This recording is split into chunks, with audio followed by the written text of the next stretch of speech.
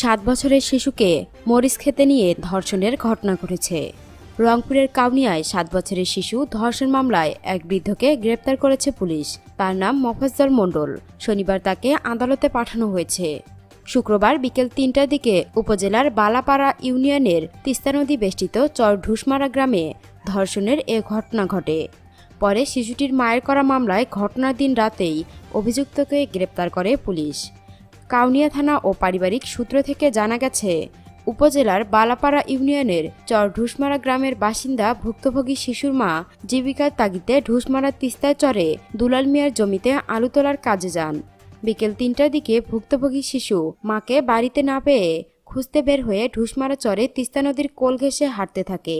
এ সময় ওই শিশুকে একা পেয়ে চরের এক মরিচ খেতে নিয়ে মাটিতে শুয়ে একই গ্রামের বৃদ্ধ মৃত হজরত আলীর ছেলে মোফাজ্জল মণ্ডল তাকে ধর্ষণ করে।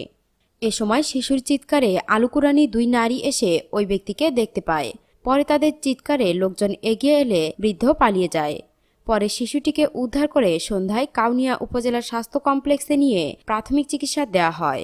শুক্রবার রাতে শিশুটির মা বাদী হয়ে থানায় নারী ও শিশু নির্যাতন দমন আইনে মামলা করেন। কাউনিয়া থানার ভারপ্রাপ্ত কর্মকর্তা ওসি মোন্তাসের বিল্লাহ বলেন, শিশু ধর্ষণের মামলা হওয়ার পর রাতেই আসামিকে গ্রেপ্তার করা হয়েছে। শিশুটির ডাক্তারি পরীক্ষা ও চিকিৎসার জন্য রংপুর মেডিকেল কলেজ হাসপাতালে পাঠানো হয়েছে। বর্তমানে ওই শিশুকে হাসপাতালের ওয়ান স্টেপ ক্রাইসিস সেন্টারে রাখা হয়েছে।